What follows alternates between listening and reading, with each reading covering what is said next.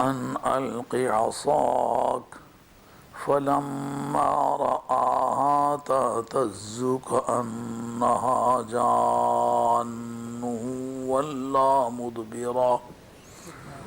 مدبرا ولم يعقب يا موسى أقبل ولا تخف إنك من الآمنين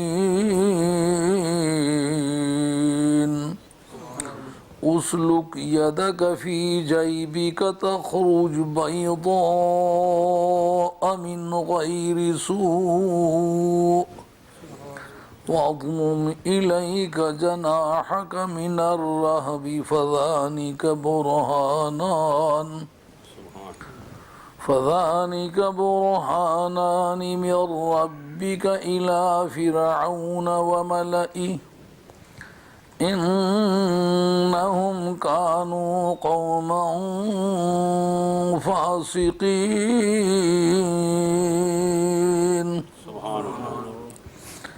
قال رب إني قتلت منهم نفسا فأخاف أن يقتلون وأخي هارون هو أفصح مني لسانا فأرسله معي يرد أن يصدقني إني أخاف أن يكذبون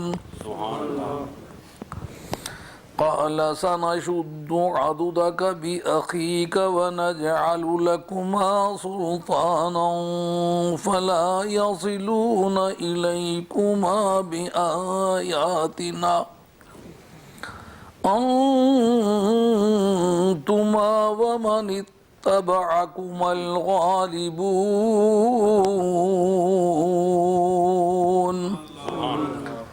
فلما جاءهم موسى بآياتنا بينات قالوا ما هذا إلا سحر مفترى وما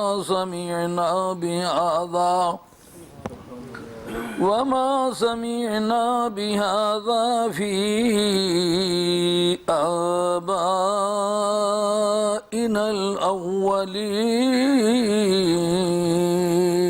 الأولين صدق الله مولانا العظيم وبلغنا رسوله النبي الكريم ونحن على ذلك من الشاهدين والشاكرين والحمد لله رب العالمين.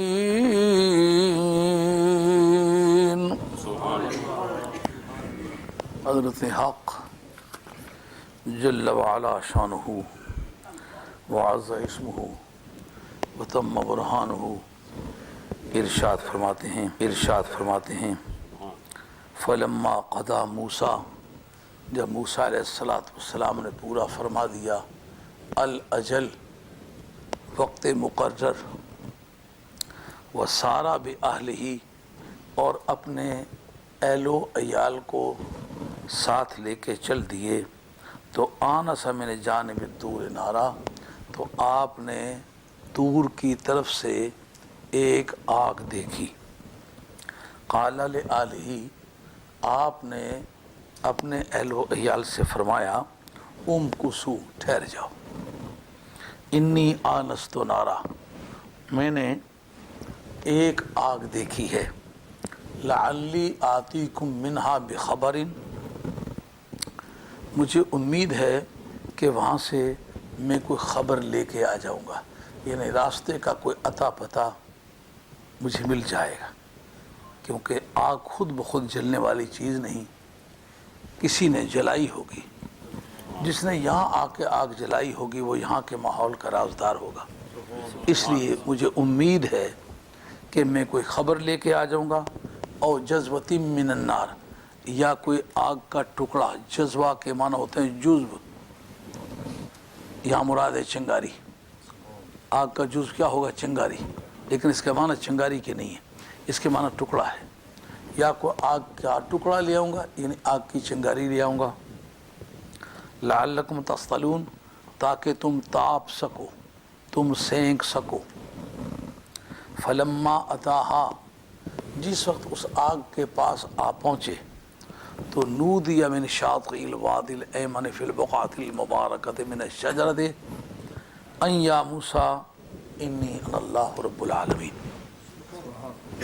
تو آپ کو ایک مبارک جگہ میں کھڑے ہو کے دانی طرف کی وادی سے یا برکت والی وادی سے، ایمن کے دو معنی، یا دانی طرف والی یا برکت والی، آپ کی دائیں طرف واقع تھی، اس اعتبار سے دائیں بھی درست ہے، اور اس لیے کہ سطح ارضی پر بسنے والے انسان سے رب بات کرے، یہ پہلا ہی پریسیڈنٹ ہے، اس اعتبار سے برکت والی بھی ہے، اور جگہ بھی برکت والی ہے۔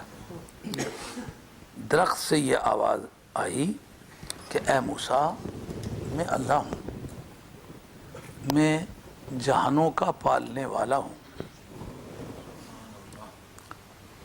یہ ان تفسیریہ ہے، پہلے بھی جو گزرا ہے، اور یہ بھی وہ ان، اور یہ کہ یعنی اس آواز کی تفسیر یہ ہے کہ آپ اپنی لاٹھی پھینکیے گا، فلما رآہا تہتز کأنہا جان، جب آپ نے اس کو دیکھا گویا کہ وہ چھوٹے جسم کا، چھوٹی ساخت کا ایک اژدہا ہے، تھا وہ بڑی ساخت کا، 30 گز جس کی لمبائی تھی، وہ لاٹھی تھی نا آپ کی، تو 30 گز لمبائی کے اگر وہ بنے تو پھر بڑا اژدہا بنتا ہے، لیکن اس کی ایکٹیویٹیز ایسی تھی، اس کا یعنی چستی و چابکی ایسی تھی کہ گویا چھوٹا سا ہے، وہ چھوٹا سا اژدہا اس نے اس کو دیکھا، واللہ مدبرا، تو آپ پیٹھ دے کے مڑے، ولم یعقب، اور پیچھے مڑ کے بھی نہ دیکھا، یا موسیٰ، اے موسیٰ، اقبل، آگے بڑھیے گا، ولا تخف، ڈرنے والی کوئی بات نہیں، ڈریے گا مت، انک من الآمنین، یقیناً آپ امن پانے والوں میں سے ہیں، یعنی آپ کو کسی طرح کا کوئی گزند و آزار نہیں پہنچ سکے گا۔ اسلک یدک فی جیبک، آپ اپنے ہاتھ کو اپنے گریبان میں ڈالیے گا، جیب جس کو جیب ہم لوگ کہتے ہیں نا، یہ عربی زبان کا لفظ ہے، اس کے معنی ہے گریبان۔ جب کبھی انسان نے پہلی مرتبہ قمیص لے کے پہننا چاہیے نا، تو اس نے ایک کپڑا لیا، اس کو دورہ کر کے درمیان میں سے اس کو سوراخ کیا، تو بیچ میں سے سر گزارا، جب کچھ تجربے کے بعد اس کو معلوم ہو گیا کہ یہ بار بار سر نکالنے اور ڈالنے کی وجہ سے یہ جلدی پھٹ جاتا ہے، اس کے اوپر اس نے ایک ڈور لگا دی تاکہ بار بار سر نکالنے اور ڈالنے کی وجہ سے جلدی پھٹ نہ جائے۔ جب ڈور ڈالی تو فطری طور پر ایک فالتو کپڑا اس کو لگانا پڑا، اس کو کہیں سوراخ ملا، کوئی چیز اس میں ڈالی، اس نے کہا اس کپڑے کو ذرا بڑا کر دیا جائے تو اس میں تو کافی چیزیں ڈل سکتی ہیں، تو اسی گریبان کو وہ چھوٹا تھوڑا سا بڑا کر کے نا چیزیں ڈالنے لگے۔ جب انسانی ضرورتیں بڑھنے لگیں تو انہوں نے سوچا یہ گریبان جو ہے اس ضرورت کو صحیح پورا نہیں کرتا، اگر ساتھ ایک چندی لگا دیں چیزیں ڈالنے کے لیے، نام اس کا کیا رکھیں؟ کہا جو مقصد ہم نے گریبان سے پورا کیا وہی مقصد سے پورا کرتے ہیں، لہذا اس کا نام جیب رکھو۔ اس کو بھی جیب ہی کہنے لگے۔ جب انسانی ضرورتیں اور بڑھی تو ان کا اس ایک چندی سے گزارا نہیں چلتا، دوسری طرف بھی لگاؤ، ادھر بھی لگا دی، اس کا کیا نام رکھا؟ اس کا بھی نام جیب رکھو۔ وہ چلتے چلتے پینٹ بنی تو وہ پیچھے چلی گئی تو کہا اس کا نام کیا رکھو؟ کہا جیب ہی رکھو۔ اصل میں اس کا معنی ہے گریبان، اور یہ قرآن میں مستعمل ہے۔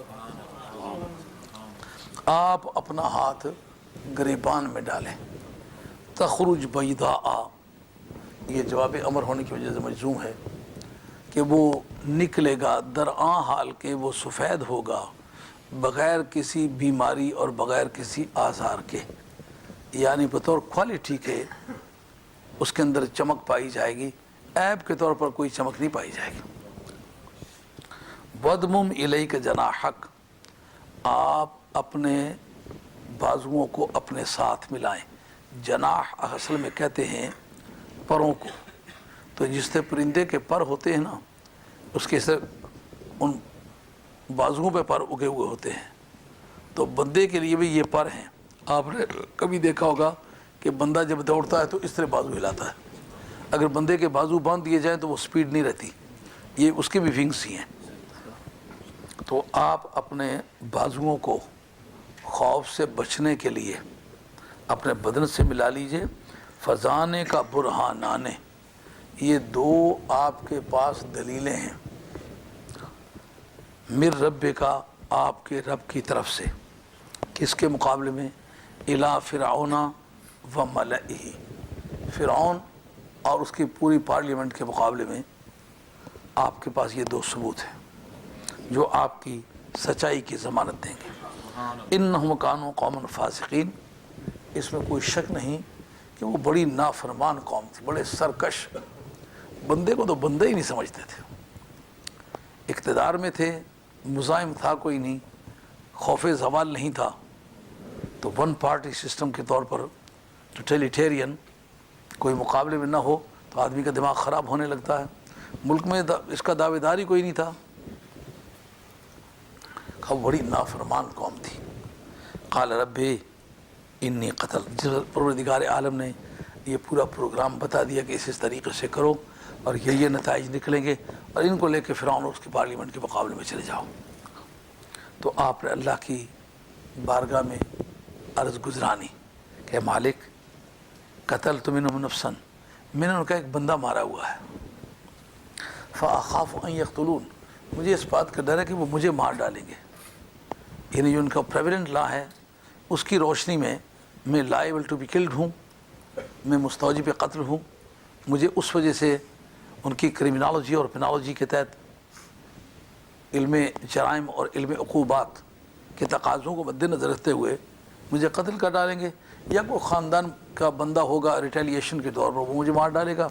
بہرحال وہاں مصر میں جانا میرا محفوظ نہیں، حالانکہ آئے بھی مصر ہی جانے کے لیے ہیں، لیکن موقع مل گیا رب سے بات کرنے کا کہ مولا کریم یہ میری مشکلات ہیں، ان کا کیا حل ہوگا۔ وہ اخی ہارون وہ افصح منی، میرا بھائی ہارون جو ہے نا اس کو زبان پہ اچھی کمانڈ ہے، اس کی زبان میرے مقابلے میں زیادہ صاف ہے۔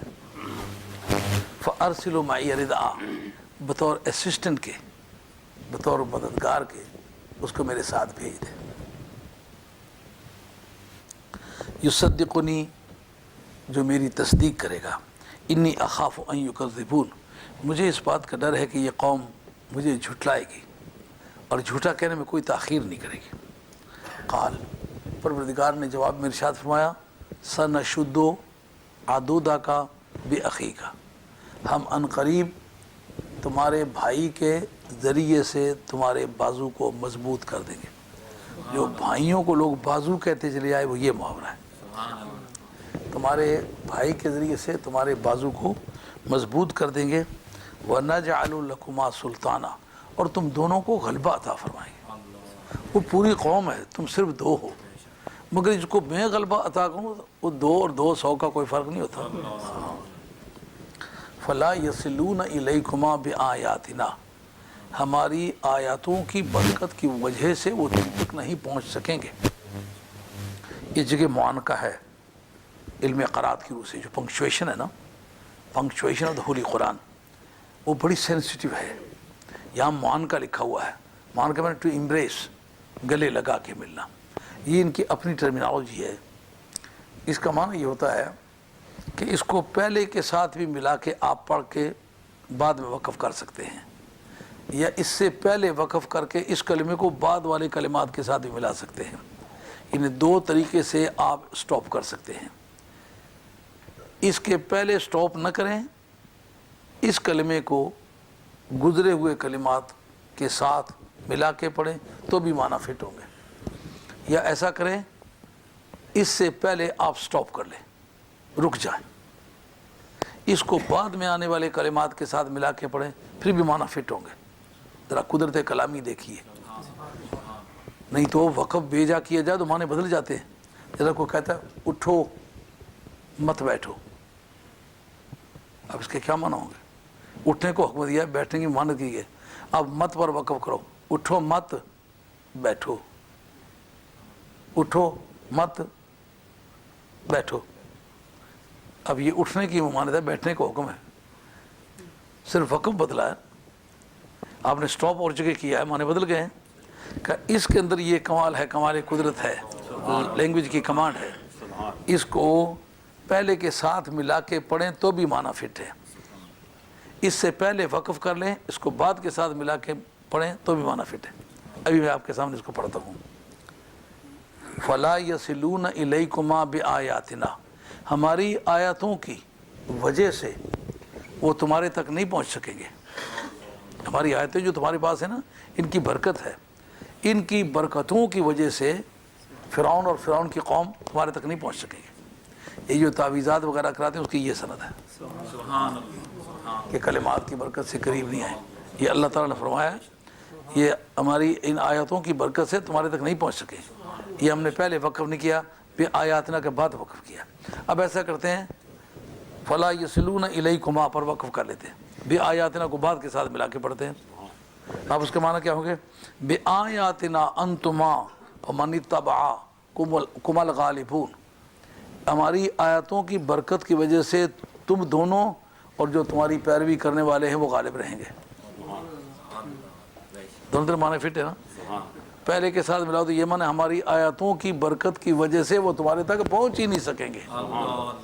دوسرے وقف پہلے کر کے بعد میں اس کو ملا کے پڑھے تو معنی یہ ہوں گے ہماری آیاتوں کی برکت کی وجہ سے تم اور تمہارے پیروکار سارے غالب، تعویذ ایک کے پاس ہوگا، غالب سارے ہوں گے۔ سمجھے بات؟ لیکن اس کو بآیاتنا کو دونوں کے ساتھ ملا کے نہیں پڑھ سکتے، یا پہلے کے ساتھ ملائیں یا پیچھے کے ساتھ، مان کا کہ یہ مانا۔ فلما جاءہم موسیٰ، جب موسیٰ علیہ السلام ان کے پاس پہنچے بآیاتنا ہماری نشانیاں لے کر، بینات جو بڑی واضح تھی، قالو انہوں نے کہا ما ھذا الا سحر مفترا، آیتوں کو جادو کہنا یہ بڑی پرانی لیکن عادت فرعونیوں کی ہے۔ جتنے بھی لوگ آتے ہیں میرے پاس کم از کم بتا کہ مجھ پر جادو ہوئے ہیں، میں نے کہا بتایا کس نے ہے؟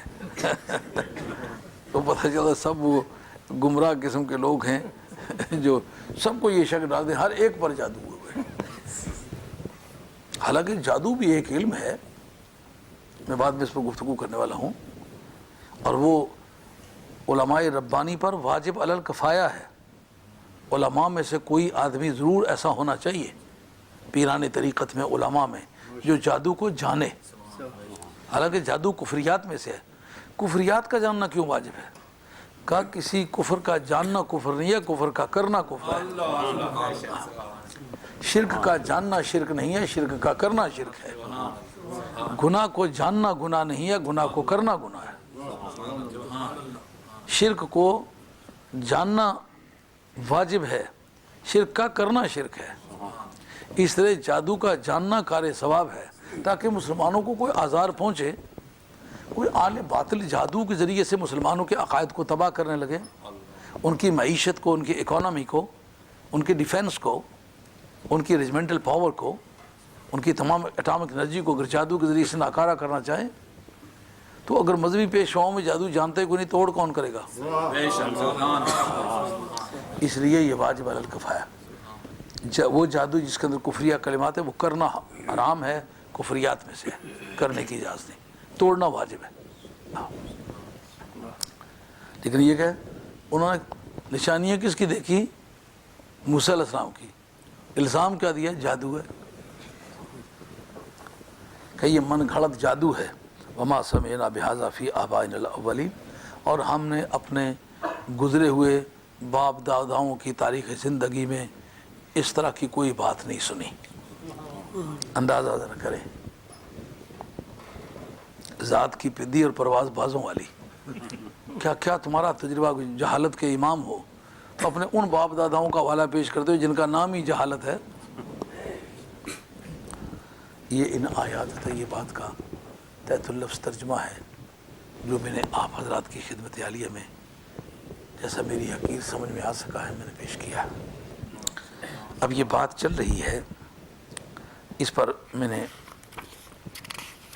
اس کے کچھ حصے پر میں نے گزشتہ یہاں کی ملاقات میں ایک درس میں اس پر تبصرہ کیا ہے، لیکن اس سے آگے اس پر تبصرہ رہتا ہے کہ جس وقت وہ اس کے پاس آئے وادی ایمن میں مبارک جگہ میں تو ان کو آواز دی گئی. اس جگہ یہ سوال اٹھتا ہے کہ موسیٰ علیہ السلام کی ذات بابرکات جس وقت وہاں پہنچے، ان کے پہنچنے پر یہ جگہ برکت والی ہوئی یا پہلے سے برکت والی تھی؟ کوئی اس کا ثبوت فراہم نہیں ہو سکے گا کہ اس سے پہلے برکت والی تھی. برکت والی اب بنی ہے. کیوں؟ پیغمبر کے پاؤں لگے ہیں، رب سے ہم کلام ہوا ہے. جس جگہ اس کے جلوے نظر آئے ہیں، جس جگہ اس سے گفتگو کا مزہ آیا ہے، اس جگہ رب نے کہا صرف بندہ ہی برکت والا نہیں، بندے کے پاؤں برکت والے، بندے کے جوتے برکت والے، بندے کا جہاں پاؤں پڑا ہے وہ جگہ برکت والی ہے. کب تک برکت والی ہے؟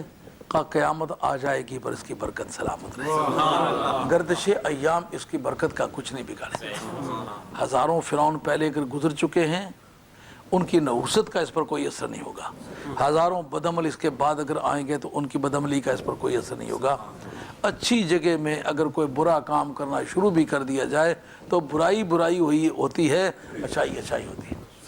علماء کرام آپ کو یہ بات بسا اوقات پیش آتی ہوگی کہ آپ بزرگان دین کی مزارات اور مقامات مقدسہ کی تعظیم کرنے والے لوگ ہیں، وہ کہتے ہوں گے کہ جناب ان جگہوں میں یہ برائیوں کے اڈے بن گئے، ہر طرح کا برا کام مزاروں پر ہوتا ہے، اس وجہ سے ہم منع کرتے ہیں. وہاں عورتیں جاتی ہیں اس بہانے سے کہ زیارت کرنے جا رہی ہیں اور جا کر کے بدکاری کے سودے وہاں کرتی ہیں، وقت مقرر کرتی ہیں. آوارہ اور گنڈے اس طرح کے لوگ جاتے ہیں وہاں، وہ سارے کام کرتے ہیں. جتنے یہ منشیات بیچنے والے ان کو موقع ملتا ہے وہاں جا کے بیچتے ہیں. یہ اتنی خرافات کو ترتیب دیا ہوا ہے کہ پتہ چلتا ہے کہ ولیوں کے مزارات اور ان کے مقامات مقدسہ وہ ہر طرح کی برائی کے اڈے ہیں. ایک سیدھا سادہ مسلمان پھنس جاتا ہے، وہ کہتے ہیں یار واقعی بزرگوں کے ڈیروں پر اڈوں پر ہم نے خود اپنی آنکھوں سے یہ بات دیکھی ہے کہ برائیاں لوگ کرتے ہیں. لیکن ہوا کیا؟ ہوا یہ کہ مسلمان کو یہ سوچنا پڑا کہ اس وقت مقامات مقدسہ پر برائی شروع ہو گئی ہے، میں اس برائی کو روکوں یا اس جگہ سے روکوں؟ یہ دو مسئلے ہیں. بھائی کعبے شریف میں بت رکھے ہوئے ہیں، کفار مکہ نے کعبے کے اندر بت رکھے ہوئے تھے کہ نہیں؟ یہ ہر چھوٹے موٹے مسلمان کو پتا ہے. سرکار تشریف لائے، انہوں نے بت نکالے کہ کعبے سے لوگوں کو منع کیا؟ بت نکالے. اس کا مطلب اچھی جگہ میں اگر کوئی برا کام شروع ہو جائے تو برے کام کو منع کرنا چاہیے، اچھے کام کو منع نہیں کرنا چاہیے. مثلا کعبے شریف کی ایک ایسی خوفناک یادگار ہے کہ آدمی کے رونگٹے کھڑے ہو جاتے ہیں. یہ جو قرآن مجید میں کہتا ہے نا کہ اس پر کوئی گناہ نہیں ہے کہ تم جو آدمی طواف بیت اللہ کرے وہ صفا مروہ کے درمیان سعی کر دے، تو قرآن کہتا ہے کہ کوئی گناہ نہیں ہے، حالانکہ وہ ثواب کا کام ہے، کوئی گناہ نہیں ہے. یہ کہ کس سینس میں کہا ہے کہ دراصل لوگوں کی بول چال میں اس کا ذکر گناہ کے طور پر مشہور ہو گیا تھا. وہ کیا تھا؟ ایک جوڑا تھا، عورت کا نام نائلہ تھا اور مرد کا نام اساف تھا. یہ بدکار جوڑا تھا. انہوں نے اپنی بدکاری کے لیے کوئی محفوظ جگہ تلاش کرنا چاہیے. دیکھا کہ جدھر بھی جاتے ہیں، کہیں بکریاں چرانے والے، کہیں جنگل سے لکڑیاں کاٹنے والے، کہیں آنے جانے والے مسافر، کوئی جاتے وقت دیکھتا ہے، کوئی آتے وقت دیکھتا ہے. جرائم کا اخفاء ممکن نہیں ہے. کعبہ شریف پر جاتی جو ویجیلنس آف پیپل ہے نا، لوگوں کی گرم نگاہی وہ بھی ٹھنڈی پڑ جاتی ہے کہ کعبہ شریف جا رہا ہے. اگر مسجد میں کوئی جا رہا ہو تو اس پر یہ تو کوئی خیال نہیں کر سکتا کہ یہ افیون بیچنے جا رہا ہے. کعبہ شریف جائیں، اور کعبے کا طواف کر کے لوگ واپس آ جاتے، اندر کوئی نہیں جاتا۔ اس لیے گناہ کرنے کے لیے محفوظ ترین جگہ کعبے کا اندرونی حصہ ہے۔ اس بدکار جوڑے نے کعبے شریف کے اندر بدکاری کی۔ اب باقی بدکاروں کو اور طرح کی سزا ہوئی، لیکن ان کو کیا ہوئی؟ فسلائز کر دیے گئے، یعنی پتھر میں تبدیل کر دیے گئے۔ ان کو ہم بول چال کہتے سیل پتھر ہو گئے، ان کو پتھر میں تبدیل کر دیا گیا۔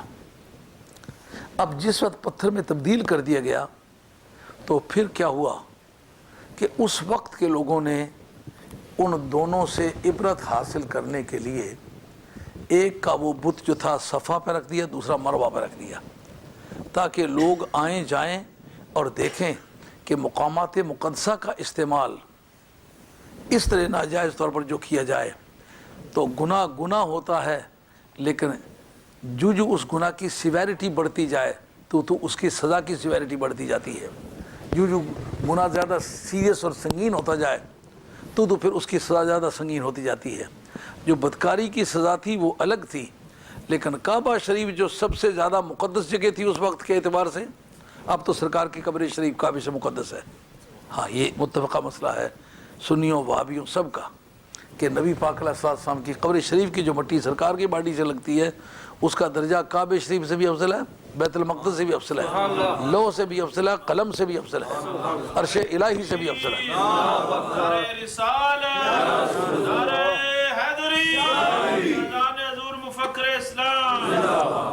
یہ بات ہماری کتابوں کے علاوہ علماء دیوبند کی لکھی ہوئی کتاب ہے التصدیقات لدفع التلبیسات، عام مشہور اس کا نام ہے المہند علی المفند، اس کے اندر یہ بات لکھی موجود ہے۔ تو جس کے بدن سے لگنے والی مٹی عرش الہی سے بھی افضل ہے، وہ میرے اور تیرے جیسا آدمی ہے؟ کبھی نہیں ہو سکتا۔ اب سرکار تاجدار مدینہ علیہ السلام کی ذات بابرکات کو چھوڑ کے کعبہ شریف سب سے افضل ہے۔ اس وقت سرکار کا بھی ظہور نہیں ہوا تھا، اس لیے کعبہ شریف کا مقام جو تھا وہ ساری دنیا سے افضل تھا۔ اب جتنا گناہ انہوں نے زیادہ سنگین حالات میں کیا ہے اتنی سزا سنگین ہوئی۔ ان کو 2 پہاڑیوں پہ رکھ دیا گیا کہ لوگ انہیں دیکھ کے عبرت حاصل کریں، نصیحت حاصل کریں کہ جو آدمی اچھے مقامات پر برے کام کرتا ہے اس کو برے کام کی سزا ہونے کے علاوہ اچھے مقام کو برائی کے لیے استعمال کرنے کی وجہ سے زیادہ سنگین سزا ہوتی ہے۔ لوگوں نے بعد میں ان کو پوجنا شروع کر دیا، اور جس وقت نبی پاک علیہ السلام کی ذات پاک تشریف لائے تو اس وقت انہوں نے ان پتھروں کو اٹھا کر کے پھینک دیا۔ اب صحابہ کرام رضوان اللہ تعالی مجمعین صفا مروہ پر سعی کرنے کو، انہیں دوڑ لگانے کو گناہ سمجھنے لگے، کہا اس جگہ بت پرستی ہوتی رہی۔ سرکار نے اگر بت پرستی کی وجہ سے برکت والی جگہ منحوس ہو جائیں تو پھر کعبہ شریف پہلے منحوس ہونا چاہیے نا۔ برے کام کی وجہ سے اچھی جگہ بری نہیں ہوتی، برے کام کا خاتمہ کرنا چاہیے۔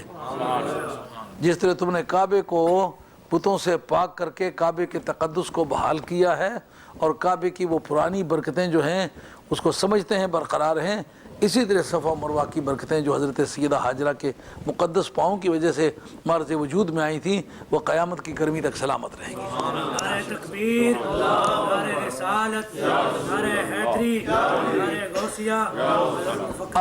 اب سمجھ میں آنے لگی بات کہ یہ درگاہیں، یہ قبریں، یہ مقامات مقدسہ ہیں۔ اگر کوئی بندہ برائی کرتا ہے اس کی برائی کو روکو۔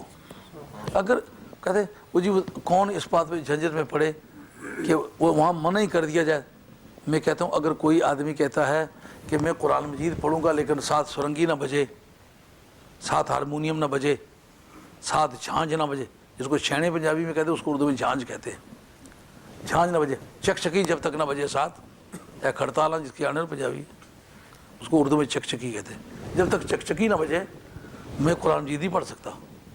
اب آپ قرآن مجید بند کریں گے، یہ چکچکی بند کریں، ہارمونیم بند کریں گے، قرآن مجید بند کریں گے۔ کوئی آدمی کہتا ہے جناب جب تک کے ساتھ بھیرویں اور سندڑا نہ گایا جائے میری نماز ہی نہیں ہوتی۔ اب نماز بند کریں گے، اس کا سندڑا بند کریں گے، یہ راگنیوں کے نام ہیں، بھیرویں، جھوگڑا، سندڑا، یہ گانوں کے لے کے نام ہیں۔ تو اب اگر کوئی ناجائز کام ساتھ شروع کر دیا گیا تو ناجائز کام کو منع کرو گے نا۔ اچھے کام کو تو نہیں منع کرو گے. تو اب پتہ چلا کہ جس جگہ اللہ والے پاؤں لگائیں نا جگہ برکت والی ہو جاتی ہے. آپ کہیں کہ یہ تو پیغمبر کے پاؤں کی مثال ہے. میں کہتا پیغمبر خدا تو نہیں ہے نا, پیغمبر ہے نا, خدا کا بندہ ہے نا. پیغمبر کی کیپیسٹی زیادہ ہے اس لیے وہ زیادہ برکت والا ہوگا. ولی کی کیپیسٹی اس سے کم ہے لیکن برکت سے خالی تو نہیں ہے. کہ یہ برکت کوئی ثبوت پیش کرو ولی کا. ہاں پیش کرتے ہیں قرآن سے. مجھے یہ بتاؤ جو حضرت سیدہ حاجرہ ہے وہ پیغمبر ہیں؟ آل حق میں سے کسی کا عقیدہ نہیں. یہ چار خواتین آسیہ, حاجرہ, مریم اور حضرت خاتون جنت سلام اللہ علیہن, ان کے بارے میں ایک طبقے نے کہا یہ چاروں نبی تھیں مگر یہ مذہب باطل ہے. آل حق کا یہ مذہب نہیں ہے. یہ ولیہ ہے نا. اب بتاؤ اس جگہ سے جو دوڑ کے گزرتے ہیں یہ ولیہ کی یادگار ہے کہ نہیں؟ کیوں کہتے ہو کہ ولی کا ثبوت لاؤ؟ یہ ولی کا ثبوت ہے نا کہ ولیہ جہاں سے گزری ہے وہ ایک مرتبہ گزری ہے. وہ جو 7 چکر لگائے وہ زندگی میں ایک ہی مرتبہ لگائے, وہ زندگی میں دوبارہ انہوں نے نہیں لگائے, لیکن پھر وہ لگتے ہی چلے گئے. اب کسی کا سوال پیدا ہوتا ہے وہ جی یہ تو گنہگار لوگ جائیں, ہم لوگ تو بڑے بزرگ ہیں ہم نہیں جائیں گے. یہ ولیوں کی جگہ, ہم ہماری پوزیشن اس ولی کے مقابلے میں زیادہ بہتر ہے. یہ سوچ بھی باطل ہے. کیوں؟ مجھے یہ بتاؤ کہ جناب سیدہ حاجرہ کے بعد جتنے نبی آئے ہیں انہوں نے وہاں دوڑ لگائی ہے کہ نہیں لگائی؟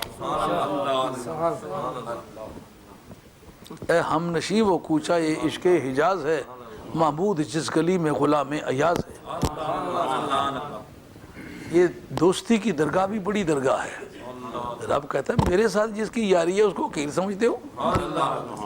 اب دونوں جہان کے میر و مختار کی ذات پاک انہوں نے بھی دوڑ لگائی ہے کہ نہیں لگائی؟ لگائی ہے. اب سرکار تو سارے انبیاء کے امام ہیں, ولیہ کے دوڑ والی جگہ کیوں دوڑ لگاتے ہیں؟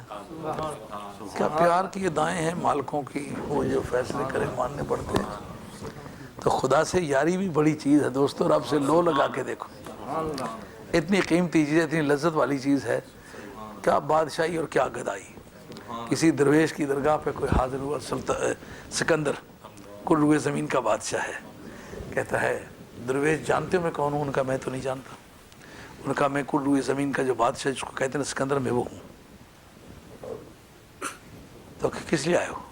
کہا کوئی حاجت ہے تو مجھ سے کہا کرو, میں کل روئے زمین کا بادشاہ ہوں. سردیوں کے ایام سے دھوپ لگ رہی ہے. ان کا پر ہٹ جا, دھوپ لگنے دے. وہ کہتا ہے حاجت ان کا جتنی تھی بتا دی ہے, جو رب دے رہا ہے اس کو روک نہیں, پر ہٹ جا. ان کا سکندر کے لیے بھی آپ کے پاس, ان کا جو رب سے مانگ سکتا ہے وہ سکندر سے کب مانگتا ہے. رب سے تعلق بڑی بادشاہی ہے. رب سے تعلق پیدا ہوتا ہے عقیدہ صحیح اور اعمال صالحہ سے. عقائد صحیح کرو. اہل سنت والجماعت کے سوا ولی کسی قوم میں پیدا نہیں ہوا.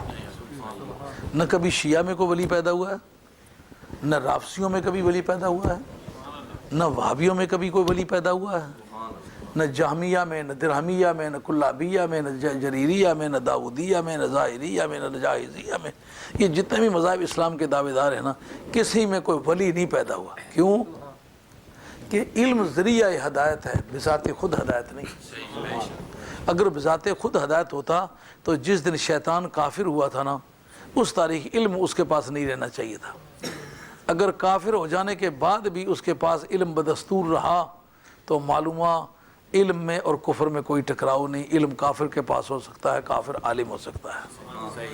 کفر اور علم اکٹھے ہو سکتے نہیں. جو اکٹھے ہو سکتے کیا نہیں ہو سکتے؟ ولایت اور کفر اکٹھے نہیں ہو سکتے. جو ولی ہے وہ کافر نہیں ہوتا, جو کافر ہو کبھی ولی نہیں ہو سکتا. یہ اہل سنت کے لیے ان مبشرات میں سے ہے جس کو ساری زندگی کو چیلنج کرتا پھرے کر نہیں سکتا کہ ولی جو گزرے ہیں وہ اہل سنت والجماعت سے. تو وہ خود برکت والے, ان کی جگہیں برکت والی. اور قرآن مجید نے اور بھی ولی کے بارے میں کہ اس کا ٹھکانہ مقامات مقدسہ میں ذکر کیا ہے. وقال الذين غلبوا على امرهم لنتخذن عليهم مسجدا. اس کے تحت قاضی اللہ صاحب پانی پتی نے تفسیر مظہری کے اندر بتایا ہے, کہتے ہیں هذه الآیات تدل على ان بناء المساجد अला कबूर औलियाए कसदन लितबरुक यजूज।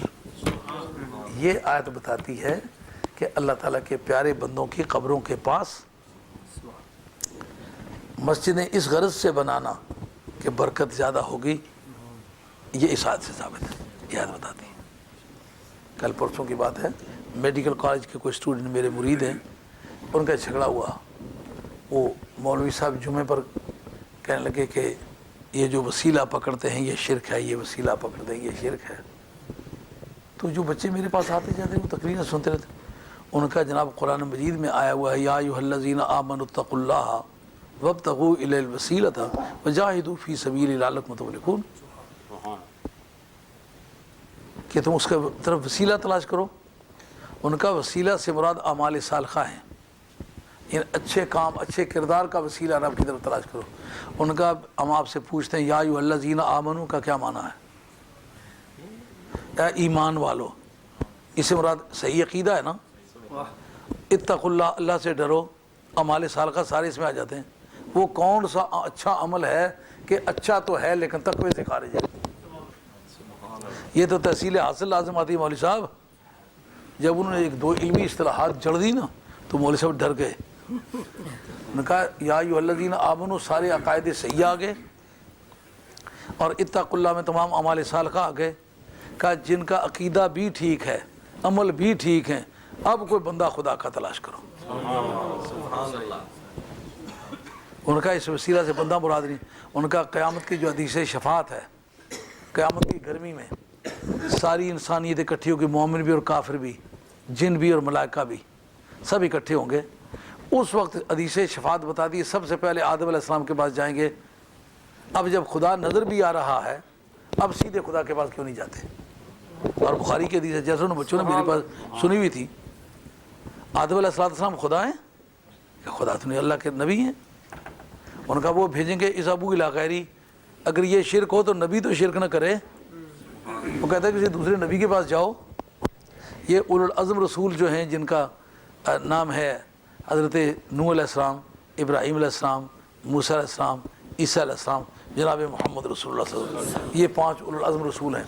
बाकियों का जिक्र भी आता है दूसरी किताबों में, लेकिन बुखारी के अंदर इन 5 उलुल अज़्म रसूलों का जिक्र आता है कि इनके पास वो जाएंगे। अगर वसीला शिरक हो तो क़यामत में तो शिरक ना हो, और फिर क़यामत के अलावा अगर ये शिरक हो तो पैगंबर तो शिरक का सबक न दें, और कम अज़ कम जब खुदा के आमने सामने खड़े हैं उस वक्त तो शिरक की तबलीग न करें। उस वक्त वो घबराए। उन्होंने कहा मेरी दरअसल मुराद ये है कि ये कब्रों के पास जो जाते। उन्होंने कहा फिर कब्र का नाम वसीला किसने तुम्हें बतलाया? ये कहाँ की बोली बोल रहे हो? कुरान मजीद की बोली बोल रहे हो या अपनी बोली बोल रहे हो? उन्होंने कहा ये बोलो अन्नम इस्लामु अनफुसहुम जाऊ का फस्तगफिरुल्लाह फस्तगफिरुल्लाहुर रसूल वजदुल्लाह तव्वाबर रहीमा। कुरान खुद कहता है कि ए महबूब सल्लल्लाहु अलैहि वसल्लम की ज़ात पाक, अगर ये कोई गुनाह कर बैठे, कोई ख़ता कर बैठे, कोई मासियत कर बैठे, आपकी बारगाह में आए, रब से माफ़ी मांगे, आप सिफारिश कर दें, खुदा तौबा कबूल करेगा। खुदा को तौबा कबूल करने वाला मेहरबान पाएंगे। वो मौलवी साहब बोले, उन्होंने कहा ये तो सरकार की ज़िंदगी से मुतालिक है। उन्होंने कहा हम इसका सबूत फराहम करते हैं कि ये ज़िंदगी से नहीं, सरकार की ज़ाहिरी ज़िंदगी हमारे नज़दीक तो ज़िंदा ही है। शाह अब्दुल हक साहब रहमतुल्लाह तकमील ईमान के अंदर लिखा, अम्बिया अलैहिस्सलाम मौत का जायका चखते हैं और उनकी रूहें उनकी बॉडी में वापस की जाती हैं। ये तकमील ईमान, इत्तेफाक से तकमील ईमान मेरे पास मौजूद है, अगर चाहे तो दिखा सकते। मौत का जायका चखते हैं और फिर वो तसर्रुफ करते हैं कायनात में, जिसने ज़िंदगी में किया करते थे मौत के बाद भी। पहली अकीदे पर जो किताब हिंदुस्तान में लिखी गई उसका नाम तकमील ईमान है। जो मौलम अव्वल है हिंदुस्तान का वो शाह अब्दुल हक मुहद्दिस देलवी है। अगर कोई आदमी सुन्नी होने का दावा करे तो शाह अब्दुल हक साहब रहमतुल्लाह को निकाल के सुन्नी नहीं कहला सकता। ये सुन्नियत का ऐसा ठप्पा जब लगाएंगे जो बाहर रह जाएगा वो सुन्नी नहीं होगा, उसके अंदर जो होगा वो सुन्नी। इसलिए तकमील ईमान जो है वो सारे मुसलमानों को पढ़नी चाहिए। पर्शियन में है वो, फारसी में। तो सैयद दो आलम सल्लल्लाहु अलैहि वसल्लम की ज़ात पाक और बाकी अम्बिया अलैहिस्सलाम सब जिंदा हैं, लेकिन तुम्हें ये कहते हैं कि हम तुम्हारी किताब से इसका सबूत पेश करेंगे। इमादुद्दीन इब्न कसीर, तफसीर इब्न कसीर हमारे मज़हब की तफसीर नहीं है। یہ ابن تیمیہ کا داماد بھی ہے اور ابن تیمیہ کا شاگرد بھی ہے۔ کہلاتے وقت محمد حسین الزابی نے یہ لکھا ہے کہ یہ دعوے دار ہے شافعی ہونے کا۔ بہت سارے دور حاضر کے دانشور لکھتے وقت لکھتے ہیں کہ یہ حنبلی تھا، مگر محمد حسین الزابی نے جو تمام تفسیروں کا سروے کیا ہے اس کے اندر تفصیلاً دیا ہے کہ یہ مذہب شافعی کہلاتا ہے۔ لیکن عقیدے میں اس قدر ابن تیمیہ کا نیاز مند ہے کہ جب قلم اٹھاتا ہے تو پتہ چلتا ہے کہ روشنائی کے بجائے عقیدت کے قدرے ٹپک رہے ہیں۔ ایسا آدمی ہے، اس نے اپنی کتاب کے اندر لکھا ہے، کہتا ہے یہ نبی پاک علیہ السلام کی ظاہری زندگی کے ساتھ خاص ہے یا آخری سانس کے چلے جانے کے بعد بھی؟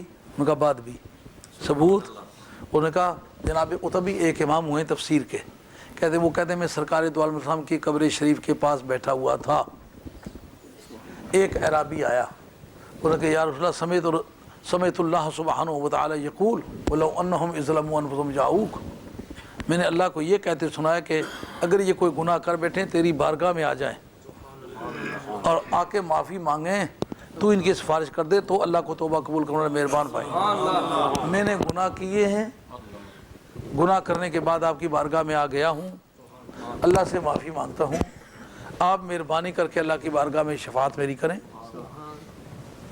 اللہ میرے گناہ معاف کر دے۔ کہتے ہیں یہ دعا کرنے کے بعد چل دیا۔ امام عتبی کہتے ہیں کہ غلبت عینائی، مجھ پر نیند طاری ہو گئی، رأیت رسول اللہ صلی اللہ علیہ وسلم، رأیت رسول اللہ صلی اللہ علیہ وسلم یقول، میں نے سرکار کو یہ کہتے سنا، سرکار فرماتے ہیں یا عتبیو الحق الاعرابیہ فبشر ہو، وہ جو اعرابی گیا ہے نا دوڑ کے اس کو پکڑو، اس کو پکڑ کے اس کو خوشخبری سناؤ کہ میں نے اس کے اللہ کی بارگاہ میں سفارش کر دی، فقط غفر لہو، اس کے گناہ معاف کر دیے گئے۔ یہ ثبوت ہے جناب کہ سرکار دو عالم علیہ السلام کی قبر شریف کے پر بھی وسیلے کے طور پر لوگ آتے رہے۔ کہا یہ عتبی کوئی مولوی صاحب ہوئے ہوں گے تو ان کے حوالے کو میں نہیں مانتا۔ میں نے کہا عبادت میں نے کثیر کو تو مانتے ہو نا، وہ تمہارا امام ہے، وہ تمہارے عقیدے کا آدمی نہیں۔ آؤ مشکات شریف پیش کرتے ہیں۔ مشکات شریف باب الکرامات، حضرت سیدہ طیبہ طاہرہ سیدہ عائشہ سلام اللہ علیہا آپ کی بارگاہ میں صحابہ کی ایک جماعت آئی، فقد قحطوا قحطا شدیدہ، سخت قحط سالی آئی مدینہ طیبہ میں، اور آ کر کے انہوں نے کہا کہ فإنہم شکو قلت المطر، انہوں نے کہا بارش نہیں ہو رہی، کیا کریں؟ پہلی بات یہ ہے کہ حضرت سیدہ عائشہ کے پاس آئے کیوں؟ سیدھے مسجد نبی میں جا کے سر اللہ کی بارگاہ میں رکھ کے سب نے دعا کیوں نہیں مانگی؟ جو سرکار کی بارگاہ سے انہوں نے سمجھا ہوا تھا کہ کوئی مشکل وقت آئے تو اللہ کا کوئی پیارا بندہ تلاش کرو، اس عقیدے کی وجہ سے آئے۔ اگر یہ عقیدہ ان کا غلط ہوتا جناب سیدہ عائشہ رضی اللہ عنہ کہتے ہیں جانے دو، خود اللہ اللہ کرو۔ حضرت سیدہ عائشہ رضی اللہ تعالیٰ عنہ نے یہ فرمایا فانظروا قبر النبی صلی اللہ علیہ وسلم، یہ الفاظ حدیث کے، باب الکرامات مشکات شریف، باب الکرامات مشکات شریف کا جو دوسری فصل ہے اس سے آخری سے پہلی یہ روایت ہے۔ انظروا قبر النبی صلی اللہ علیہ وسلم، سرکار کی قبر کی زیارت کرو۔ آپ جناب جو گھروں میں بھی تھے ان کو بلایا کہ آؤ سرکار کی قبر کی زیارت کرو، کیا کرو؟ فجعلوا منہ قون، اس سے ایک سوراخ کر دو، جس کو ہیش کہتے ہو نا، پنجابی اس کو منگ کہتے ہیں، منگ، چھت میں سوراخ ہوتا ہے، وہ دھوپ کے لیے بھی روشنی کے لیے بھی کرتے لوگ۔ جو پرانے وقت میں تاریک قسم کے مکان بنا دیتے تھے نا، اتنے ان کے پاس دروازے نہیں ہوتے تھے تو وہ اندر مکانوں کے اندر مکان بنا دیتے تھے، روشنی کی ضرورت پڑتی تھی تو چھت میں سوراخ رکھتے تھے، اس کا نام ہے قون۔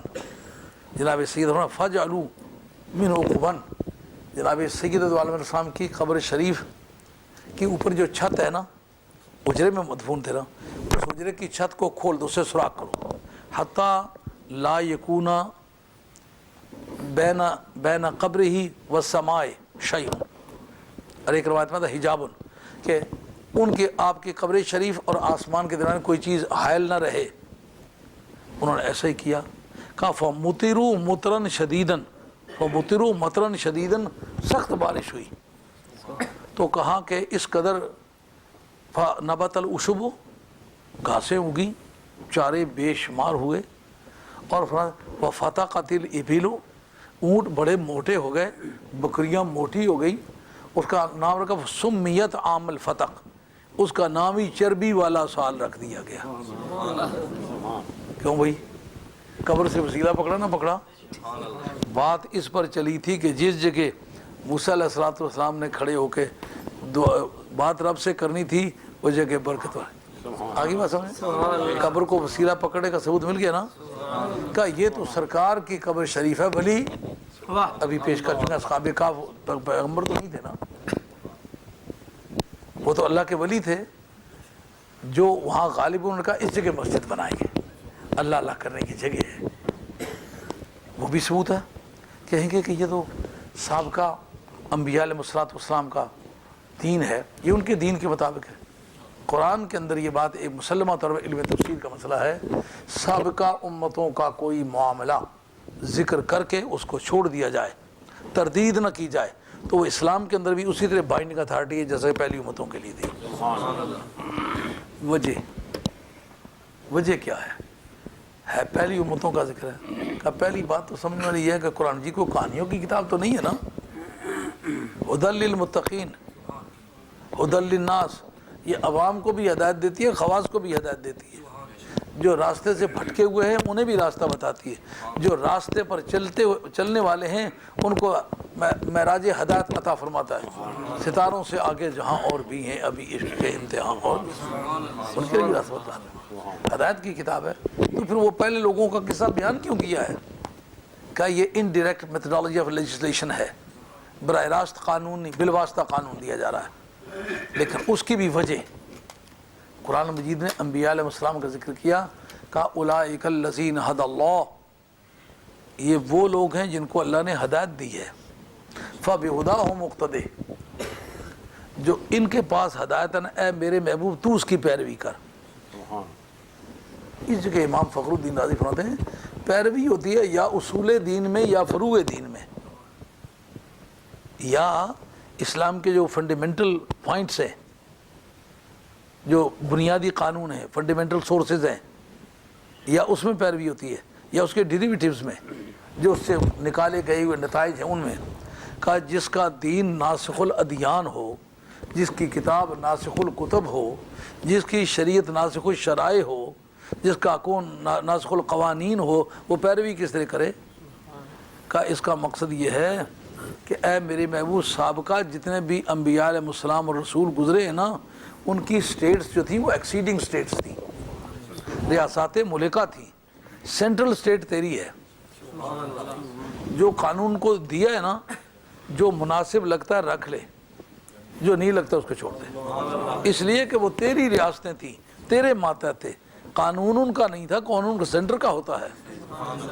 جو ان کی پرسنل اٹانومی ہوتی ہے وہ تو جزیات میں ہوتی ہے، معمولی معاملات میں ہوتی ہے، بنیادی معاملات میں ہوتی نہیں۔ تو یہ سرکار کو آپشن دی جا رہی ہے کہ اے میرے محبوب یہ جو سابقہ تیری لیجسلیشن چلتی ہے نا کائنات میں، تیرا کانسٹیٹیوشن چلتا رہے نا، تیرا پروویژن لا چلتا رہے نا، تیرا فنڈامنٹل لا چلتا رہے نا، جو ڈائریکٹ پرنسپل چلتے رہے نا، جو آپ کو اس وقت موافق پڑتے ہیں وہ رہنے دے، اور جو نہیں موافق پڑتے ان کو کینسل کر دے، ان کو چھوڑ۔ یہ مانا ہے۔ اس کا مطلب یہ ہوا کہ قرآن نے جو رولنگ دی ہے اگر اس کا رد نہیں کیا، وہ سرکار کی پہلے ہی رولنگ نبی پہلے استعمال کرتے رہے، کیونکہ پہلے نبی سرکار ہیں، پہلے رسول سرکار ہیں، ظہور ان کا بعد میں ہے نا، وجود تو پہلے کا ہے۔ اس پر اتفاق ہے عالم اسلام کا، کسی نبی کو کوئی نبوت خدا سے براہ راست نہیں ملی، سرکار سے ملی ہے۔ کسی رسول کو کوئی رسالت رب سے براہ راست نہیں ملی، سرکار کی بارگاہ سے ملی ہے۔ تو پھر ان کا قانون کس کا تھا؟ ان کا اپنا تھا۔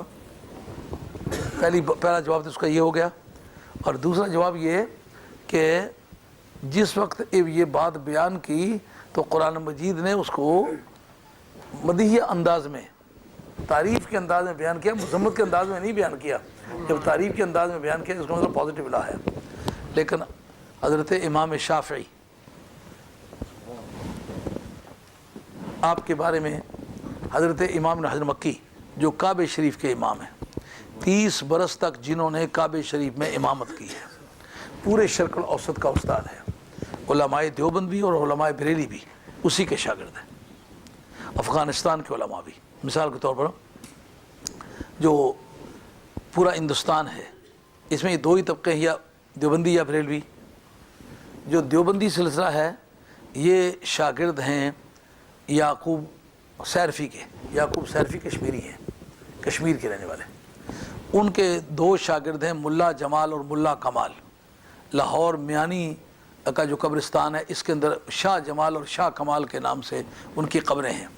یہ دونوں استاد ہیں حضرت امام ربانی مجد الفسانی شیخ حمد سندھی کے، ملا عبدالحکیم سیالکوٹی کے. ملا عبدالحکیم سیالکوٹی تحصیل بازار میں جن کا مزار ہے، یعنی علماء ربانی میں کلغی والا عالم دین گزرا ہے اپنی تاریخ میں. یہ اور مجد صاحب رحمۃ اللہ کلاس فیلو تھے. اور مجد صاحب استاد ہیں اپنے بیٹے معصوم بادشاہ کے. معصوم بادشاہ استاد ہیں فضل اللہ کے، اور فضل اللہ 2 واسطوں سے استاد ہیں شاہ ولی اللہ صاحب محدث دہلوی کے. شاہ ولی اللہ صاحب محدث دہلوی استاد ہیں اپنے بیٹے شاہ عبدالعزیز کے، شاہ عبدالغنی کے، شاہ عبدالقادر کے، شاہ رفیع الدین کے. اور یہ شاہ عبدالغنی جو ہیں یہ باپ بھی ہیں اور استاد بھی ہیں اسماعیل دہلوی کے، جس کے بارے میں اعلیٰ حضرت نے کہا نا وہ جسے وہابیہ نے دیا لقب ذبیح الشہید کا، وہ شہید لالی نجد تھا وہ خیار، وہ ذبیح تیغ خیار ہے. اور قاسم نانوتوی صاحب جو بانی دیوبند ہیں یہ شاہ عبدالغنی صاحب کے شاگرد ہیں. اور یہ رشید احمد صاحب گنگوئی یہ بھی شاہ عبدالغنی صاحب کے شاگرد ہیں. تو اس مناسبت سے جتنا دیوبند کا سلسلہ ہے یہ بھی امام حضرت مکی کا شاگرد ہے. دوسرا سلسلہ جو ہے یہ حضرت شاہ عبدالحق محدث دہلوی رحمۃ اللہ کا یہ پہلے کا ہے. حضرت امام حضرت کے مکی کے شاگرد ہیں ملا علی قاری حروی، یہ بھی حنفیوں کی طرف سے کعبہ شریف کے امام رہے ہیں. ان کے شاگرد شاہ عبدالحق محدث دہلوی، اور شاہ عبدالحق محدث دہلوی جو ہیں یہ تمام سنیوں کے استاد ہیں.